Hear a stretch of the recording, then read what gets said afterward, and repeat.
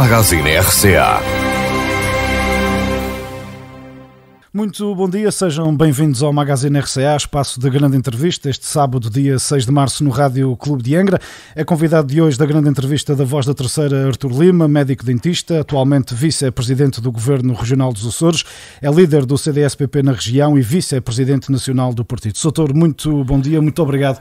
Dentro da agenda que não há de ser fácil de gerir ainda, já fora destes primeiros 100 dias, mas ainda, enfim, nestes primeiros dias de governação da região, por ter aceito o nosso convite e poder vir aqui partilhar um pouco daquela que é a sua visão e a visão também do CDS neste governo que é completamente novo na história da autonomia. E se calhar começaríamos exatamente por aí, porque Artur Lima foi uma peça decisiva neste xadrez, não é? Terá sido com certeza o mais cobiçado, diria assim, naquele período pós-eleições, para se tentar encontrar uma solução governativa. Como é que foi este período, dentro daquilo que obviamente pode ser revelado publicamente, e como é que foi também internamente dentro do CDS tomarem as decisões que foram precisas ser tomadas para chegarmos a este governo de coligação PSD-CDS-PPM?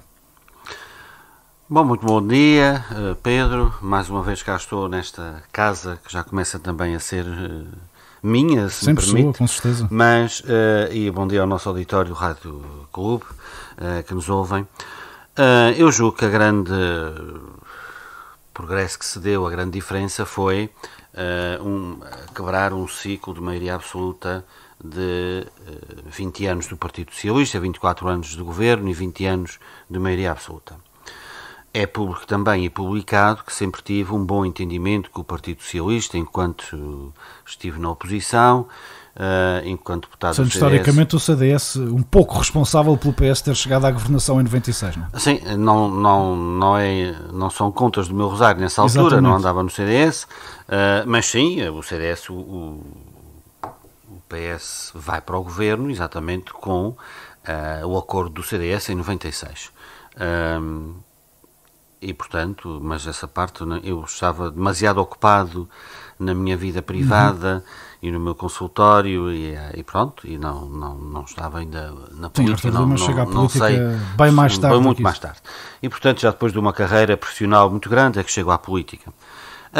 Eu julgo que a grande questão foi a evolução no sentido de quebrar um ciclo e foi a surpresa das eleições, o PS não ter maioria absoluta, e deu-se também a feliz circunstância de o feitiço se virar contra o feiticeiro, ou seja, António Costa inventou no continente a fórmula da geringonça e essa fórmula fez caminho, atravessou o oceano e chegou aos Açores. António Costa com a ajuda de um açoriano, enfim, distinguido, não é? Distinto, Carlos César. Sim, com um açoriano muito distinto, que eu tenho particular estima, o Carlos César, que foi Presidente do Governo, com quem eu tive bons e grandes entendimentos, e uma pessoa que eu tenho a maior consideração, e um político de primeira água, e um político talvez dos melhores que eu já conheci na minha carreira política. Acho que o Carlos César foi e é, mas foi um bom Presidente do Governo dos Açores e é um político e um pensador de primeira água sobre a autonomia. E é claro que a fórmula da geringonça depois, apesar do PS ter sido o partido mais votado, a fórmula foi ao contrário. E sobretudo porque tive conversações francas e abertas com o líder do PS, aliás conversei com os líderes todos, quer do PS, quer do PAN, quer do Chega, houve uma série de conversações do PSD e do PPM, e depois achou-se que a melhor solução era aquela que os açorianos, e sobretudo fui ouvindo as pessoas, o que é que as pessoas esperavam deste novo resultado eleitoral. E as pessoas esperavam mudança, e é claro que a mudança não se fazia nunca com o PS. Eu sempre disse que o CDS não deixava que os Açores ficassem sem uma solução governativa e sem estabilidade governativa. E obviamente o CDS não iria deixar que os Açores estivessem ficado sem estabilidade governativa. Optou-se por essa opção, juntamente com o PPM, o PSD e o CDS, formarem governo. E depois fazerem acordos de geometria variável, o termo é esse, de incidência parlamentar, obviamente com a liderança do PSD, porque era o partido mais votado, fazer acordos de apoio parlamentar. E fez-se essa solução do governo, julgo que boa, uma solução muito boa do governo, e noto que os açorianos aprovam até nestes 102 dias, acho eu, que já vai do governo, ou 103 dias, eu acho que se respirou, as pessoas estavam um bocadinho, eu não diria oprimidas, mas muito contidas na sua expressão e na sua liberdade de expressão. Vida, não é? 24 anos são sempre... E sentiram-se aliviadas. Eu diria que houve um alívio e houve um respirar de democracia nos Açores, e isso é sempre positivo. Falou aí em estabilidade já por mais do que uma vez, esta talvez a pergunta mais feita ao longo destes 103 dias e mais aqueles que antecederam a tomada de posse deste governo. No balanço dos 100 dias, por exemplo, o responsável pela Iniciativa Liberal foi um pouco mais dúbio na forma como analisou, dizendo que mudar só as pessoas e não mudar a forma de atuação política poderia levar a que, deu a entender que esta governação podia não durar os 4 anos, esta legislatura podia não durar os 4 anos. Acredita de facto, Sr. Doutor, que esta é a solução que garante estabilidade? Olha, esta é uma solução que é democrática, é uma solução que devolve o poder ao Parlamento. O regime nos Açores é um regime parlamentar. E de facto devolve a responsabilidade aos partidos e aos grupos parlamentares. Sim, nunca tanto como agora, como é óbvio. E nunca tanto como agora. Eu julgo que esta é uma oportunidade, é a primeira oportunidade, e essa foi realmente aquilo que nós defendíamos enquanto oposição, que o Parlamento devia ser o centro da discussão política. Agora, por decisão dos açorianos, o Parlamento é o centro da decisão política. Naturalmente, não é fácil são negociações e conversações que têm que ser feitas quase todos os dias, não é? Com todos os intervenientes à volta desta solução. Ora com um, ora com o outro, nomeadamente daqueles que são os parceiros da incidência parlamentar, que são a Iniciativa Parlamentar e o Chega, mas também já houve entendimentos com o PAN, e já houve propostas do PAN que foram aprovadas, inclusivamente até e propostas do Chega que foram votadas por unanimidade também, já aconteceu. Agora, se me perguntar, é fácil? Não é fácil. Se vai durar 4 anos? Pois isso eu não sei se vai durar ou não vai durar. Depende, obviamente, do esforço e da boa vontade de todos, como é óbvio. Não, e depende daquilo que cada partido quer para a democracia nos Açores. Se achar que esta forma do governo não funciona, acho muito bem que se devolva o poder ao povo e o povo escolha. Agora, para mim, a democracia, quando é um processo fácil, eu fico muito assustado. E o processo fácil, tivemos 20 anos de processo fácil de democracia. Acho que a democracia, para ser democracia, é um processo difícil. É um processo de negociação, de cedências, de avanços. É isso que tem acontecido e, portanto, com toda a frontalidade e com toda a transparência, devemos dizer que é uma forma do governo interessante, parlamentar, que obriga o governo também a ser humilde, e isso era importante que o fosse. É como se dizia, não basta mudar as pessoas, é preciso mudar políticas, e eu julgo que esta forma obriga a mudar políticas, obriga a mudar maneiras de estar, obriga a humildade e obriga, sobretudo, a que não haja as vontades de um só partido também dentro do governo, porque primeiro temos que gerir dentro do governo, este acordo a 3, que estão no governo, tem corrido magnificamente bem, com o Presidente Bolheiro ser absolutamente extraordinário nessa liderança e também com o parceiro de coligação, o Dr. Paulo Estevão, há um entendimento, eu diria, muito bom, mas naturalmente que não foi tudo como o PSD queria e quer, não é tudo como o CDS queria e quer, e nem é tudo como o PPM desejava ter. Portanto, estas cedências, estas limadas também são um processo de dignificação da própria autonomia. Houve até na formação do governo cedências de lado a lado. O PSD não nos podia impor nada, o CDS não podia impor nada ao PSD, nem impor, mas sem o PPM e sem o CDS o PSD não era governo. Embora haja algumas pessoas aí no PSD que ainda não perceberam isso. O PSD é o parceiro maioritário do governo, sim, mas tem que se lembrar que tem no governo mais 2 parceiros e que esses 2 parceiros são parceiros leais, institucionais, de diálogo frontal e direto. Portanto, não pode haver, e não há da parte do Presidente do Governo e do Presidente do PSD, a sua conduta e o seu tratamento é irrepreensível. Mas todos nós ouvimos que às vezes por parte do PSD, de fora, dos militantes que acham que isto, enfim, que é um governo do PSD. Este governo não é do PSD. É também um governo tripartido, onde não há vontade de um só partido.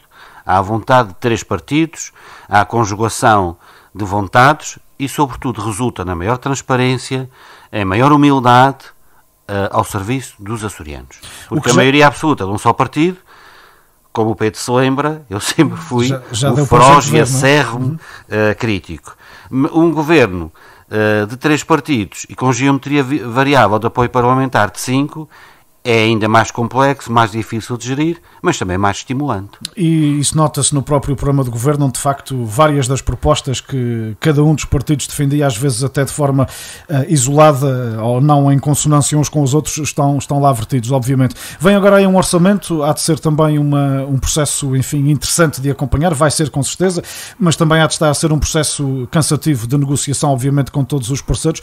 Como é que se elabora um orçamento, Soutor, em tão pouco tempo? Foi preciso tomar posse, apresentar um programa de governo, foi preciso orientar toda a orgânica de todos os serviços e departamentos da região, preparar rapidamente um orçamento nesta perspectiva e nesta conjuntura de que há demasiada gente que tem que ser, ou demasiados interesses ou medidas que devem ser acauteladas. Como é que tem sido este processo?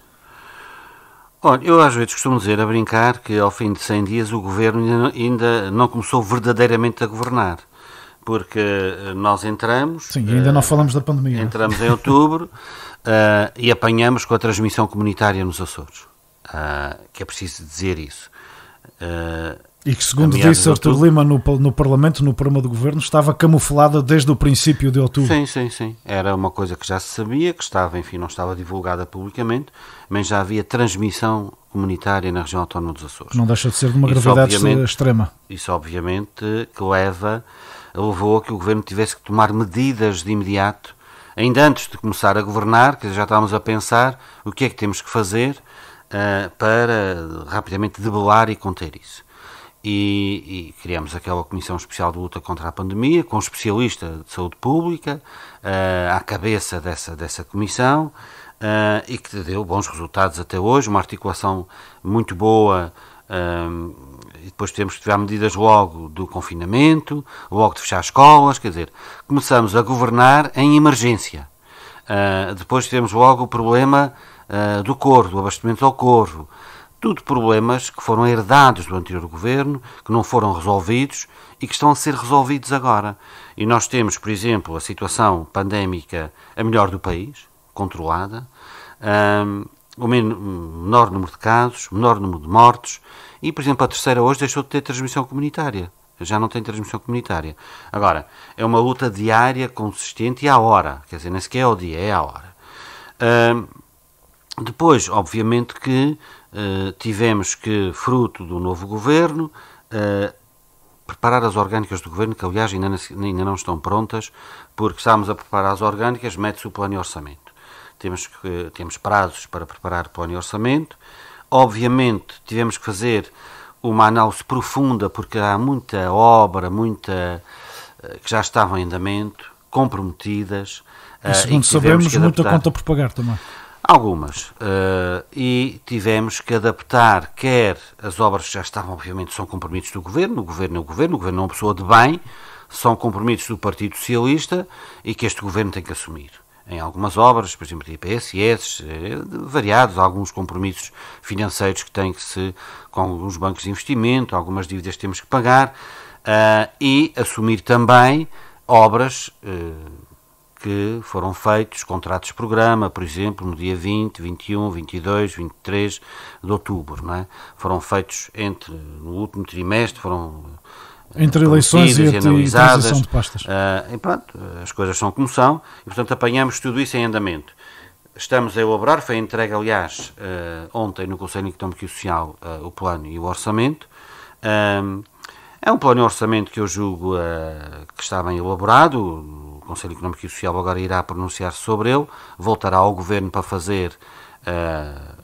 incorporar as sugestões e os acertos, mas obviamente que não é o plano e orçamento deste governo. É um plano e orçamento que foi possível fazer nesta altura. E obviamente com medidas já também deste governo, novas. Nomeadamente a redução fiscal, não é? nomeadamente a redução fiscal, nomeadamente o programa dos idosos em casa, nomeadamente uma alteração ao combate à pobreza e também uma nova política de habitação. Isto são, já neste plano de orçamento, já vamos ter sinais claros nesse sentido. No plano de combate à pobreza, obviamente, temos que fazer alterações. Vamos ter novidades, quer na pobreza, no combate à pobreza, quer na seguridade social e quer na educação. E, portanto, mas, como digo, não é o nosso programa do governo. O nosso programa do governo, o nosso orçamento, sim. O nosso orçamento será, obviamente, o orçamento desse governo será o próximo para 2022. Este foi um orçamento em que tivemos que conformar aquelas que eram as propostas do Partido Socialista e que eram muitas e muitas e muitas. Umas válidas, outras nem isso. Mas, de qualquer dos modos, como disse no início, são compromissos assumidos pelo Governo enquanto instituição, institucionalmente, e nós institucionalmente vamos cumprir e respeitar esses compromissos. Como é óbvio. Sempre foi reconhecido, Sr. Doutor, como um acérrimo defensor da Terceira. Aliás, chegou a ter o epíteto de bairrista, enfim, na senda política regional. Nada, aliás, que o chateia, até bem antes, pelo contrário, sempre percebemos da sua postura um certo orgulho nesta crítica que lhe faziam. E há pouco usou a expressão imposição e cedências.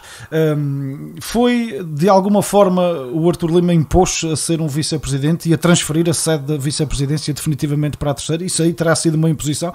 Ou foi fácil fazer ver aos demais parceiros que de facto era preciso dar aqui um outro fôlego a esta ilha em particular? Aliás, eu ainda não estava sequer o processo negocial em curso, como se costuma dizer, e já me tinham atribuído não sei quantos cargos. Que ia ser Presidente da Assembleia, depois que ia ser Secretário da Saúde, depois que ia ser... As conversas habituais de café nessas alturas. Tive não sei quantos cargos, mas pronto. Foi um processo muito tranquilo, sem exigências, sem imposições, sem cedências.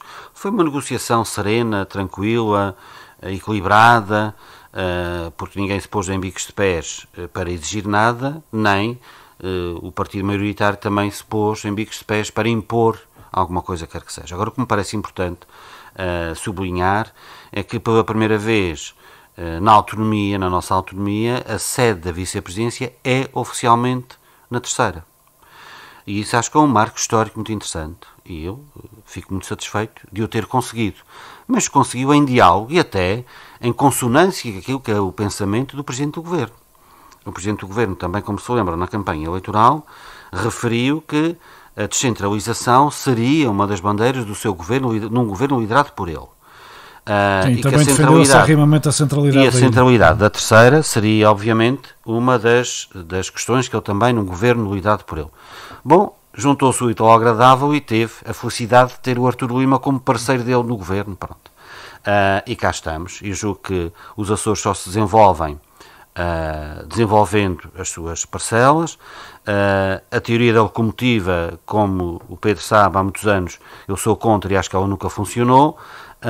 Funcionou a favor da locomotiva só. Sim, só as carruagens foram ficando na linha férrea. Mas a locomotiva também foi-lhe faltando combustível e ao longo destes anos nós percebemos que aquele modelo de desenvolvimento não é o correto. E não desenvolveria os Açores, como aliás não desenvolve sequer no seu conjunto a Ilha de São Miguel. É amplamente. Bom, a Ilha de São Miguel é a ilha que tem mais pobres dos Açores.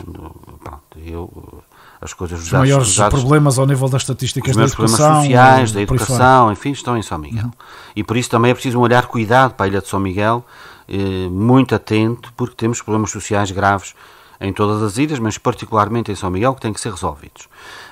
E curiosamente também me calha a mim, um bairrista da Terceira, nos termos de São Miguel, trabalhar e com gosto para dar o meu contributo para diminuir a pobreza, melhorar a educação e a qualificação de todos os açorianos e obviamente temos que começar por um público mais necessitado, que tenha mais necessidades, e esses têm São Miguel. E esses vamos ter uma atenção muito especial para esses.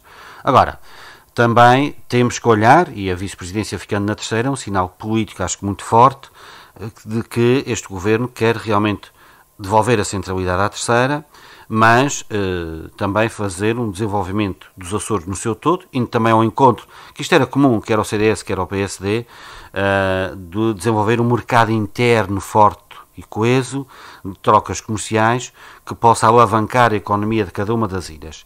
Também houve essa felicidade de confluência de interesses e de propostas e desejos, e portanto confluiu-se neste sentido de desenvolvermos os Açores. E eu acho que temos funcionado muito bem. Repare, nós tivemos na passagem de ano o Corvo praticamente sem combustível. Tivemos uma ilha dos Açores à beira de ficar sem combustível, por negligência do governo anterior, que nunca conseguiu arranjar... E o sem combustível não era para os carros, era para o próprio abastecimento elétrico, enfim, era para o centro de saúde, sim. era para os bombeiros, era para as residências, era sem energia. A ilha do Corvo pararia completamente. Ficaria a ilha do Corvo parada e às escuras.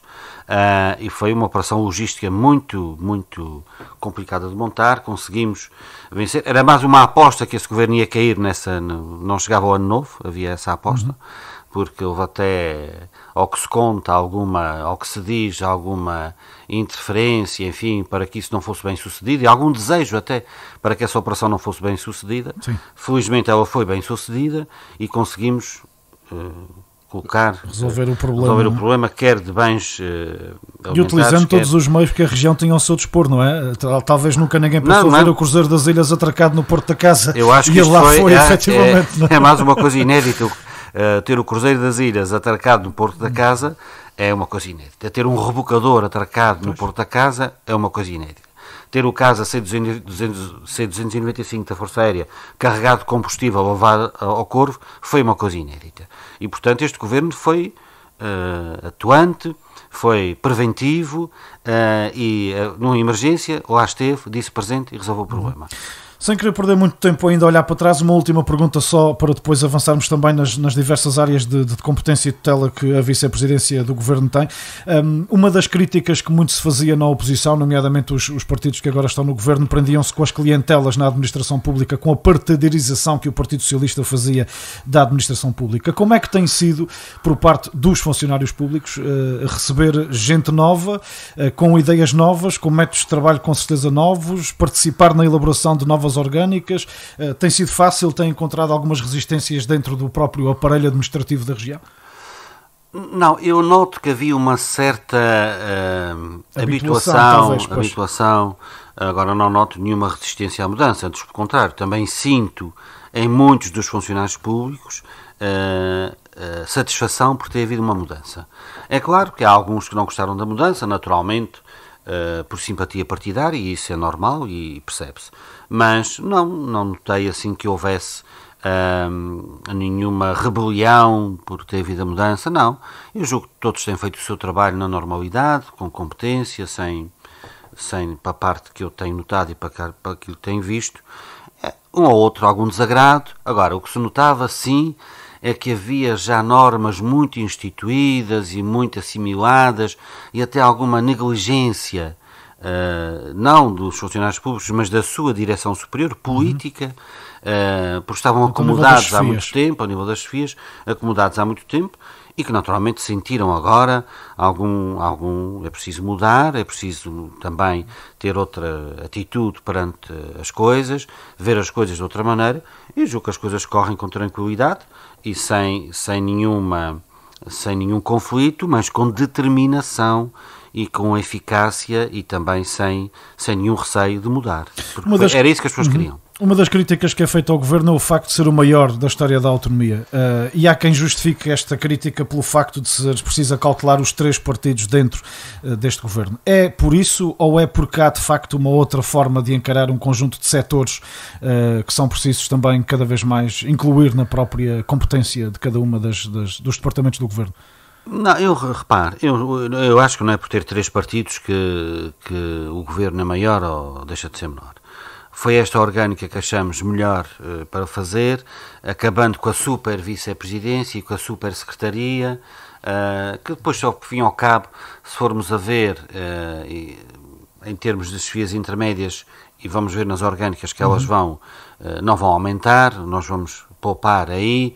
Em alguns casos vamos mesmo poupar, apesar de termos aumentado o número de secretários, mas foi uma questão também de descentralizar, de dividir competências e também de dar, por exemplo, o FAIAL fica agora com 2 secretários regionais, não é? Da Ciência e Tecnologia e Transição Digital e o secretário do Mar. O mesmo se diz da Terceira, e que ficou com a vice-presidência. E, portanto, houve aqui também alguma desagregação espacial, diria eu, exatamente no sentido, temos o secretário da Juventude, Emprego e Formação Profissional do Pico, portanto, houve aqui não uma questão partidária, mas mais uma questão de dar valor a cada uma das ilhas e também de sair um pouco o governo centralizado em São Miguel e na Terceira. E isso também contribuiu para que a Secretaria da Cultura e Transição Digital é uma secretaria nova, fica no Faial. Juventude, Emprego e Formação Profissional, uma secretaria nova, ficou no Faial. E ficou no Pico, desculpe. E, portanto, há aqui uma certa também desagregação espacial, de maneira a valorizar cada uma das ilhas, e isso é bem visível neste governo. Eu acho que o que conta aqui, o governo, já houve governos também, presumo que o último governo de Carlos César também tinha 11 ou 12 secretarias, sim. E, portanto, é a mesma coisa. Não é por era aí, de um só partido. E era de um só partido. E, portanto, não é por aí que as coisas se irão complicar. Eu julgo que as coisas se irão... tem que se fazer as poupanças naqueles que são os gastos excessivos. Vamos, obviamente, nas FIAs, não podemos ter uma chefia de divisão com um chefe de divisão dele próprio, com um chefe de divisão com 1 ou 2 funcionários. Isso vai acabar, vai ver que isso é notório. Vamos fazer um grande esforço nesse sentido de racionalizar recursos e, sobretudo, ao nível das chefias intermédias, isto vai ter que ser, e isso aí nós vamos atuar e com determinação e com eficácia, eu não tenho nenhuma dúvida. Doutor, na sua vice-presidência tem a conjugação de pastas que algumas delas à primeira vista podem Só não me deram fazer, coisas boas. fazer grande sentido. A habitação e a solidariedade social, no fundo, já faziam parte da forma anterior de governação, da Secretaria Regional da Solidariedade Social, mas fica também com a competência das comunidades. É criado um novo departamento que fica sob sua alçada, que tem que ver com a cooperação com o poder local, que era também, enfim, percebendo-se obviamente pela carreira autárquica do Presidente do Governo, José Manuel Bolheiro, um compromisso do próprio PSD, e ficou com a gestão da Aerogar Civil das Lajes. Como é gerir tudo isso e quais são aquelas, já percebemos há pouco que habitação e segurança social e solidariedade social são áreas onde, já percebemos há pouco e já percebemos até destes 103 dias de governação, que são áreas muito sensíveis ao Artur Lima, aliás já o eram antes, mas como é que é gerir tudo isto e quais são as principais áreas a intervencionar brevemente? Olha, pelos vistos as pessoas achavam que eu devia ficar com muitas destas áreas ou com quase todas, porque já me puseram a secretário dos transportes e eu nunca fui para os transportes. Como sabe, eu sempre gostei muito o centro interpretativo da base das Lajes, é uma proposta minha enquanto deputado do CDS.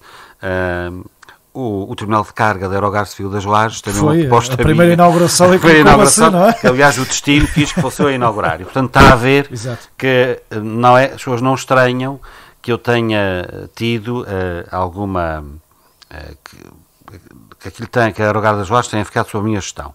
Mas até nem foi por isso. Aliás, em tempos chegou mesmo a ser do CDS uma proposta, se não me falha, que requalificou ou revalorizou a carreira daqueles funcionários. Exatamente. Portanto, a Aerogar das Lajes sempre foi uma área que, enquanto deputado da oposição, sempre tive uma particular atenção, porque a Aerogar das Lajes para nós é o nosso aeroporto civil, o nosso aeroporto é militar, temos os militares com quem temos que conviver e bem, e aliás, também há uma proposta do CDS para que a Aerogar das Lajes desenvolvesse esforços no sentido da captação de novas rotas e turistas para a Ilha Terceira. Como também se lembra, é uma proposta do CDS para que houvesse o abastecimento com passageiros a bordo.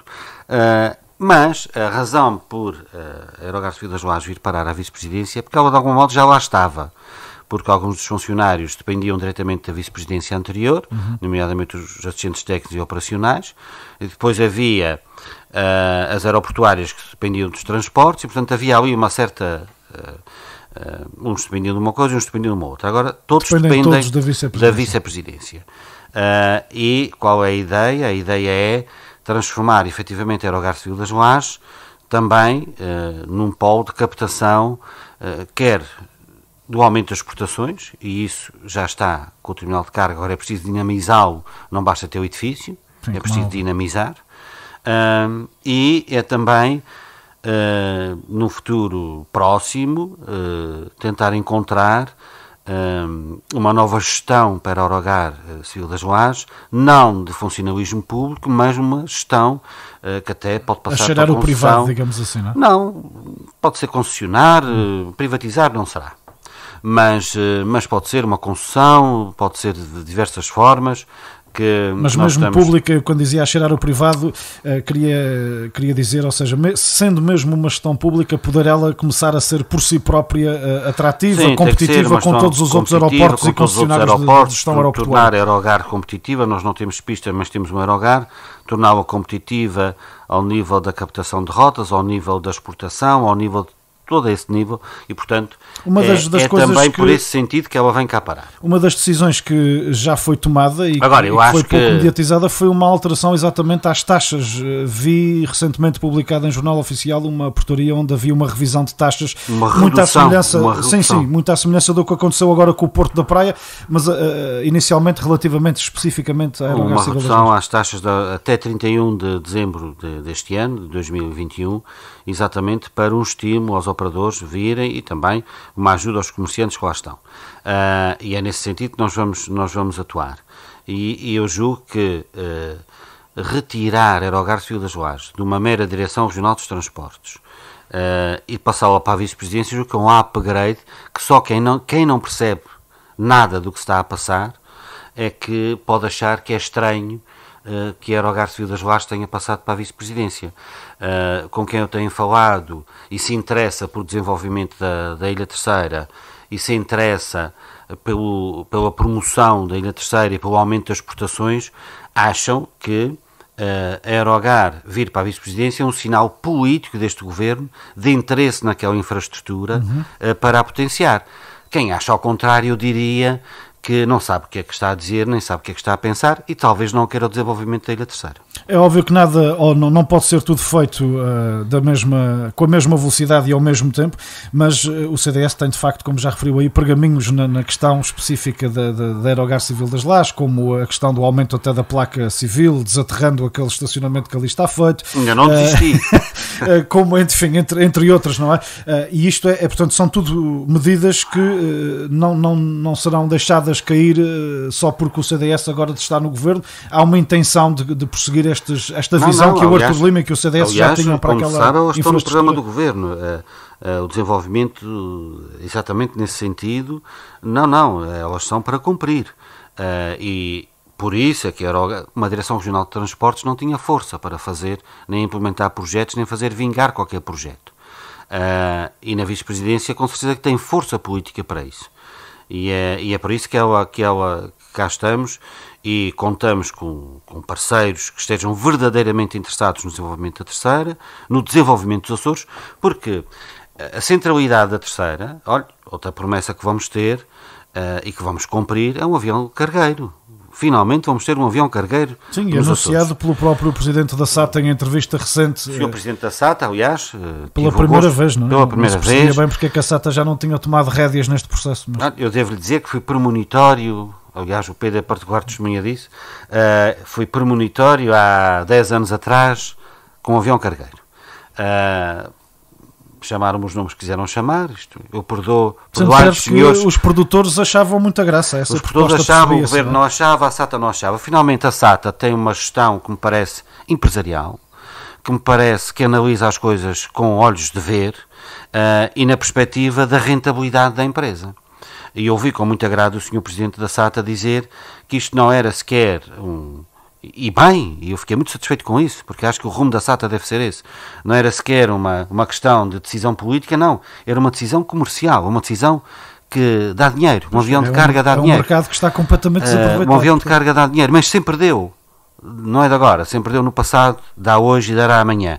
E, portanto, foi com grande satisfação que eu ouvi o Sr. Presidente da SATA, do Conselho de Administração, dizer que essa, sim senhor, é uma questão que a SATA está interessada, porque se a SATA não tivesse, haveria outro. Agora, com o avião cargueiro vinha, não tenha dúvidas nenhumas que vinha. O CDS estava no seu programa eleitoral, passou para o programa do Governo e agora vai ser cumprido. É a SATA, fico duplamente satisfeito, porque é uma empresa regional e, portanto, há aqui um potenciar de know-how que nós devemos aproveitar sem nenhum problema.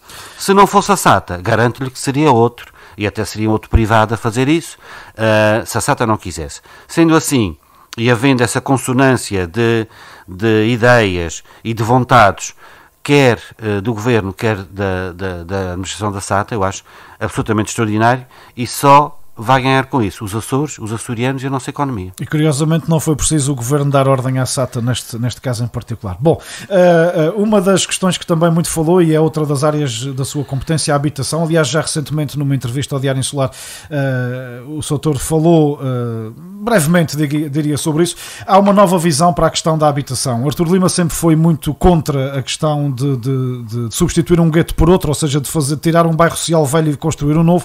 Há de facto um conjunto vasto, basta dar a volta pelas estradas da nossa terra, das nossas ilhas, e ver um conjunto vastíssimo de habitações que estão abandonadas, enfim, por razões várias. Que visão é esta inovadora para a política de habitação, e que preocupação também começa a revelar com a questão da habitação para jovens casais e para a fixação de jovens nas diferentes ilhas? Olha, quem acompanhou o meu trajeto político que fiz até agora sempre sabe que eu fui um crítico de bairros sociais. Obviamente que se não há outra solução, tem que se arranjar casa para as pessoas. Mas nunca foi uma solução que eu defendesse. Eu sempre defendi a recuperação da habitação degradada, e há muita habitação degradada, quer a nível urbano, quer a nível rural. Era possível e é possível fazer isso. A aposta prioritária do Governo será na recuperação da habitação degradada, quer no meio rural, quer no meio urbano, e evitando sempre que possível a construção de bairros sociais. Porque os bairros sociais naturalmente concentram problemas sociais e desenraizam as pessoas em alguns casos. Se conseguirmos manter as pessoas nas suas freguesias, estamos a combater o despovoamento rural. E estamos também a recuperar a habitação degradada e aumentar o nosso património, quer a nível urbano, quer a nível rural. E é socialmente mais equitativo, e para a economia também das obras públicas, dos pequenos empreiteiros, é mais rentável, porque eles podem concorrer a mais essas obras que fossem grandes bairros sociais. Se for necessário fazer, cá estaremos para os fazer. Vamos ter muito dinheiro da Europa. Os bairros sociais na Terceira surgem por causa do sismo de 80 e depois agora surgem porque era preciso renová-los, não é? Enfim, como é óbvio. Sim, surgiram por dois motivos. Primeiro, pelos retornados do ultramar, o Pedro não se lembra, mas sim, quando vieram, o bairro Joaquim Alves começou historicamente por isso. Depois vem, a seguir, 5 anos depois, ou 6 anos depois, vem os bairros por causa do sismo, e depois vêm os bairros por política social, que também a verdade é essa.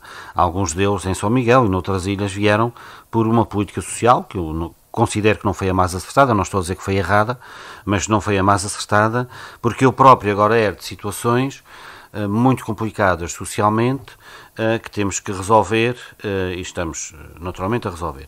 Mas também tem outra vertente, que é a habitação para a classe média, que eu acho que quem trabalha e tem um ordenado também tem direito a ter uma casa com dignidade, e às vezes não conseguem pagar rendas muito elevadas, que as rendas são caríssimas, e portanto terem, por exemplo, a renda com opção de compra, aumentando essa oferta também para os casais jovens, também parece uma questão interessante e que este Governo vai apostar. Há aqui uma política diferente, estamos entusiasmados com este desafio, estamos entusiasmados com o dinheiro que temos à nossa disposição, espero que venha da Europa, porque aquilo era para vir 740, depois agora já são só 580, espero que não diminua mais um bocadinho, mas eu julgo que na habitação também podemos fazer uma grande renovação do parque habitacional dos Açores, dando, obviamente, habitação àqueles que precisam e que não têm rendimentos para isso, mas também possibilitando àqueles casais jovens que estão empregados, têm filhos, e também dar-lhes uma habitação condigna, a preços mais quer com opção de arrendamento com opção de compra, quer arrendando pura e simplesmente, e eu julgo que também vamos conseguir entrar e apoiar muito essas famílias. Solidariedade social, já falou há pouco na questão de, no próximo orçamento, neste primeiro orçamento deste novo governo, podermos vir a ter já luzes sobre a questão do acompanhamento aos idosos no seu seio familiar. Também sabemos que sempre foi algo que o CDS defendeu, o CDS de Artur Lima defendeu. Concretamente, Soutor, e até porque muito recentemente na entrevista que já referimos ao Diário Insular, este foi um tema de destaque, concretamente como é que se pode explicar às pessoas a operacionalização desta ideia que à partida tem tudo para funcionar bem? Olha, este é um projeto que eu acho que é inovador, ambicioso, estimulante e difícil. Isso é romper com todo um paradigma de até agora de institucionalizar idosos. Eu sempre defendi isso, era uma convicção minha que os idosos deviam o máximo tempo possível ficar em casa, mas para estarem em casa era preciso que tivessem condições para estar em casa. Mas para o idoso estar em casa não é apenas ter uma pessoa que tome conta dele, e que o tome conta e que o sente numa cadeira e que fica lá sentadinho e não incomoda ninguém. Não é só isso. E, portanto, as pessoas vão ter que perceber que isto é um projeto integrado que exige, sobretudo, responsabilidade. Responsabilidade das famílias, responsabilidade do governo e responsabilidade das instituições que irão colaborar também nesse aspecto. E este é um programa que não é obrigatório, é opcional. A família que vai escolher se quer que o seu idoso fique institucionalizado, se é assim que prefere, e havendo vagas... Sujeita-se às regras das IPSS. Se prefere ter o seu idoso em casa, também se vai sujeitar a um conjunto de regras, nomeadamente ter as condições de habitabilidade, de conforto, de casa bem adaptada, naturalmente, que também a Solidariedade Social ajudará nessas coisas. Mas eu quero ter uma equipa multidisciplinar, também tenho a felicidade de, nessa área, ter ido para o Governo e estar a implementar coisas que eu sempre acreditei ao longo do meu trajeto político, como, por exemplo, o enfermeiro de família, que vem desde 2011 eu a batalhar para o enfermeiro de família, e que agora vai avançar. O enfermeiro de família é para avançar também. E nós tendo o enfermeiro de família responsável pelas suas 300 ou 400 famílias, eventualmente como coordenador dessa equipa multidisciplinar, que terá um psicólogo, um nutricionista, um enfermeiro e depois, eventualmente, com supervisão de um médico, e também profissionais do serviço social, assistentes sociais, julgo que teremos aqui uma série de equipas multidisciplinares que farão o acompanhamento desse idoso em casa. E, portanto, primeiro começa por aí. Formar as equipas, tê-las bem formadas, criando emprego. E criando emprego também a nível rural e fixando pessoas. É também uma medida contra o despovoamento do meio rural, que é muito interessante. Criando emprego, quer quem vai cuidar do idoso, quer aumentando e captando gente licenciada e formada, fisioterapia, nutricionismo, etc. E depois... Sim, que até se podem depois gerar em próprias empresas, não é? Prestadoras de serviços de cuidados, como é óbvio. Tal e qual, eu acho que isto pode ser, eu acho que é uma revolução no paradigma de tratar os idosos. E isso, obviamente, que o Governo não vai fazer sozinho.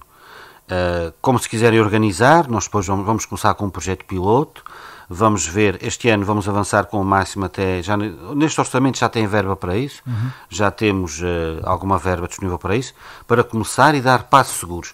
Não é um projeto que eu estalo os dedos e diga amanhã os idosos ficam todos em casa e isto é uma maravilha, ninguém vai para os lados.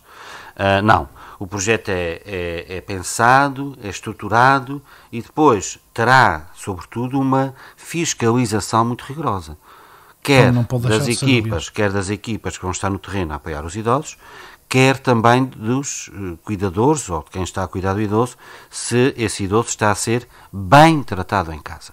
Portanto, aqui é um projeto difícil, é complexo, mas eu julgo que humanamente é do melhor que se pode fazer. Aliás, estou perfeitamente convencido que se o idoso está em casa, até pode ajudar a tomar conta de um neto que não irá para o colégio tão cedo quanto desejável. Eu julgo que pode haver aqui um conjunto de sinergias que pode parecer que no início, não tenho dinheiro para isso. Bom, eu até concedo, mas depois no fim fazemos as contas. Se eu tenho um idoso, nós sabemos, quer dizer, é diabético, mas se o enfermeiro vai lá de 15 em 15 dias e lhe vê a sua glicémia, ele não vai ter problemas de retinopatia diabética, não vai ter as complicações secundárias da diabetes. Se lhe medem hipertensão e lhe controlam, tem a sua tensão arterial controlada, não vai ter AVCs. E, portanto, tudo isto, a jusante, é de uma poupança absolutamente extraordinária que as pessoas não pensam nisso. E nós, pondo isto tudo nos pratinhos da balança, quando chegarmos, eu vou investir num fisioterapeuta, num nutricionista, num psicólogo, num assistente social, num enfermeiro de família... Sim, pensa sempre muito no imediato e naquilo... Isso é muito dinheiro, vamos gastar, onde é que vamos buscar o dinheiro?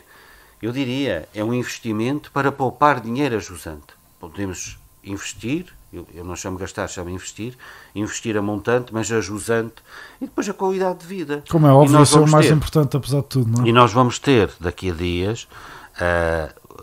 Já lhe chamou os novos velhos. Os novos idosos. Eu não tenho nenhum problema em chamar velhos, porque eu acho que nós somos velhos. O envelhecer é um processo normal, fisiológico. Uma derivação da palavra. E eu que o diga, não é verdade? E eu que o diga, conheci o Pedro quando o Pedro tinha para aí 7 ou 8 anos na minha consulta de medicina dentária, não é? Menos, se calhar, e hoje o Pedro já tem filhos com 9 ou 10 anos, eu julgo que 11 anos, não é? 12. 13, já tenho um com 13. Já é 13 anos. Um verdadeiro horror como o tempo passa. Estamos a ficar velhos. É isso mesmo. Em resumo, estamos a ficar velhos.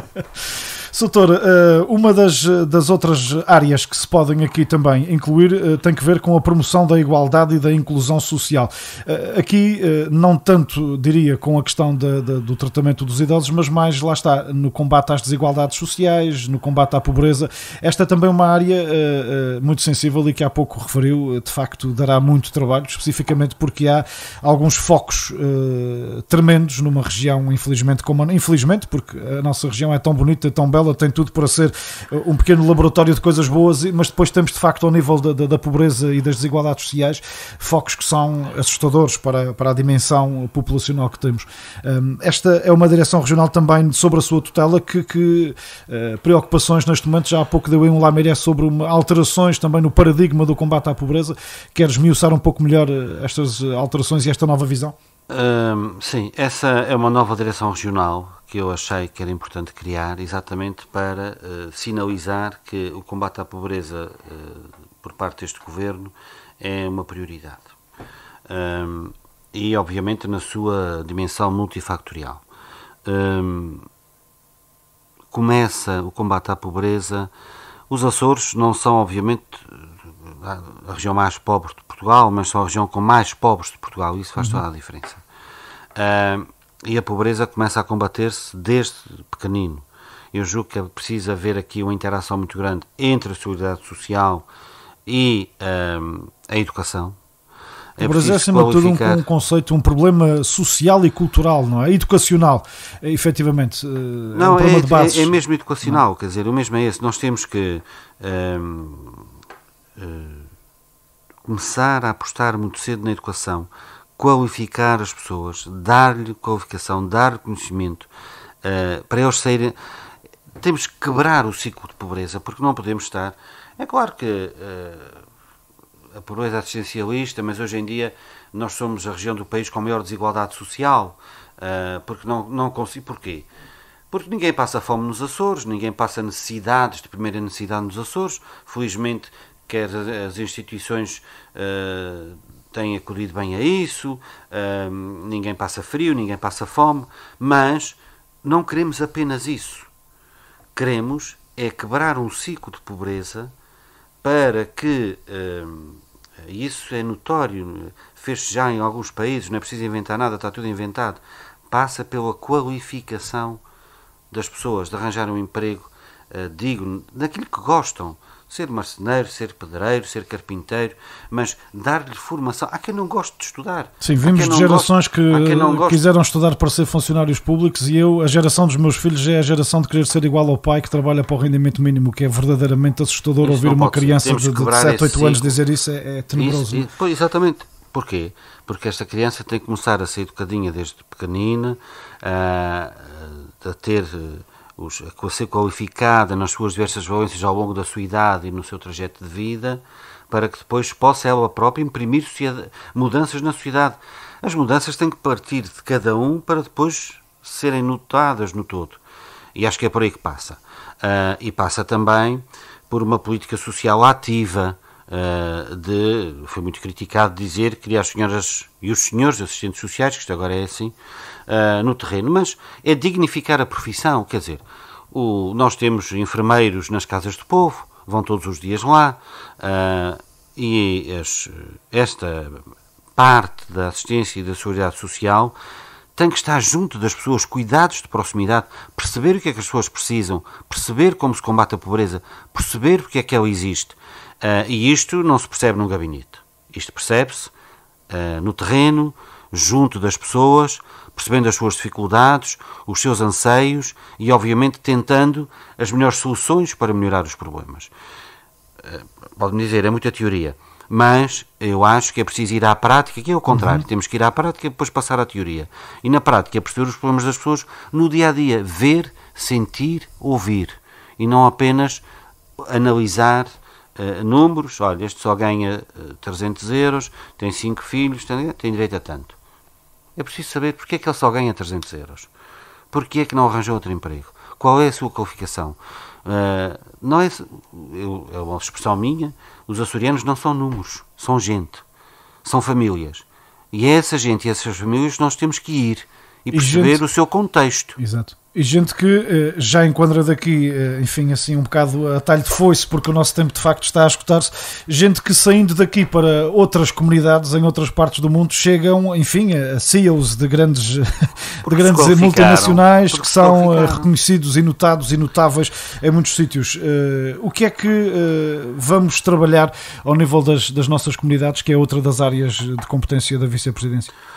Eu acho que a grande inovação nas comunidades, a política da saudade não deve ser apenas e só a política, as comunidades não devem ser apenas e só a política da saudade. Acabou de dizer aí o Pedro que noutras paragens temos CEOs de diversas empresas. É estes CEOs que eu quero que eles venham aos Açores investir. E, portanto, a nova política das comunidades, a seu tempo, agora obviamente é muito telemática, e obviamente que vamos manter a política da saudade, obviamente que vamos, mas temos que intervir a nível das comunidades imigradas lá, no seu processo de cidadania, no seu local onde estão imigrados, acolher os que voltam, integrá-los cá, mas, sobretudo, também eu acho que é muito importante, e há gente que quer vir, há CEOs de diversas empresas, há grandes empresários, sobretudo na América do Norte e no Canadá, que são milionários, são multimilionários, e que gostariam até de investir na sua terra. Temos que lhe dar oportunidades, temos que os incentivar a vir investir nos Açores. E eu estou convencido que alguns deles virão. E é preciso também fazer-lhes esse apelo, ir junto deles, ir ao terreno, lá está. Também nessa matéria é preciso ir lá, falar com eles. Não é com anúncios no jornal, é lá ir, falar, perceber quem são, que empresas têm e quais são as que servem ao nosso desenvolvimento, como é que podem cá investir e depois criar-lhes as condições para que eles possam. Portanto, eu diria que é uma estratégia económica esta nova política para as comunidades assentará muito numa nova estratégia económica e de investimento dos nossos imigrantes que são de sucesso lá fora, para que também eles possam contribuir com o seu sucesso cá dentro para desenvolverem a sua terra natal. Mais do que irmos lá fazer visitas e agradecer muito a forma como eles preservam as tradições. Isso também é importante. Como é óbvio, mas mais do que isso, tem que ser muito mais do que isso. Mesmo para terminar, Sr. Doutor, e como se percebe, vamos ter que marcar outras conversas, porque as áreas são tantas e nós afloramos aqui muito assim ao de leve as principais áreas, mas mesmo para terminar, a Direção Regional da Cooperação com o Poder Local é outra que está sobre a sua tutela, é nova, como atrás referi.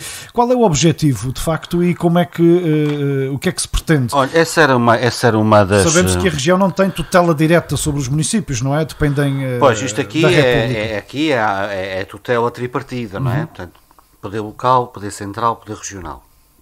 E não é fácil estabelecer aqui um equilíbrio e uma cooperação verdadeiramente, por isso é que se chama a Direção Regional da Cooperação com o Poder Local. Não é fácil, mas o caminho é esse. É haver aqui uma interação entre estes três, este tripé, e isso era um compromisso e também uma bandeira eleitoral do Partido Social Democrata e particularmente do presidente do PSD, o Dr. João Manuel Bolieiro, que agora é Presidente do Governo, e essa direção regional, e bem, foi criada, é também uma inovação neste Governo, e eu julgo que é levar o poder o mais próximo possível, lá está, os serviços de proximidade, o poder de proximidade. É uma bandeira deste Governo, quer a nível da saúde, quer a nível social, quer a nível do poder local. O Presidente de Junta de Freguesia é o primeiro órgão de poder com quem as pessoas contactam e, portanto, dignificar esse poder, mas com equidade, não favorecendo uns em detrimento de outros. Introduzindo aqui uma equidade na relação com o poder local ao nível das juntas de freguesia e das autarquias, quer câmaras municipais, quer juntas de freguesia, e também percebendo aqui, sendo o poder local dependente do poder nacional, o Governo Regional ter aqui algum magistério de influência também nas competências que são nacionais, para que efetivamente se possa estabelecer aqui uma rede de contactos e uma rede que fique ao serviço das pessoas e do utente. É levar o poder local e estabelecendo aqui uma parceria muito interessante entre o Governo Regional, descentralizando competências sempre que possível, por exemplo, ao nível da habitação, descentralizando para o Presidente de Junta, responsabilizando o Presidente de Junta, para que na sua freguesia responsabilize, olha, tem aqui X casas degradadas, quer colaborar neste processo, identificação de casos sociais, envolvendo o poder local, independentemente do seu partido, desde com lealdade e responsabilidade. Eu julgo também é a transparência que este Governo quer imprimir no relacionamento com os autarcas. E lealdade, permita-me a brincadeira, é o seu nome do meio. E leal é o meu nome do meio. Sr. Artur Lima, muito obrigado em nome do Rádio Clube de Angra por estes minutinhos. Como atrás disso, de facto, vamos ter que marcar outras vezes. Prometo que não será agora até pelo menos ao orçamento para não lhe roubar Fica mais tempo. Depois do orçamento. Com certeza que sim. Foi o Magazine RCA deste sábado com o Vice-Presidente do Governo Regional dos Açores. A todos, continuação de um bom fim de semana. Magazine RCA.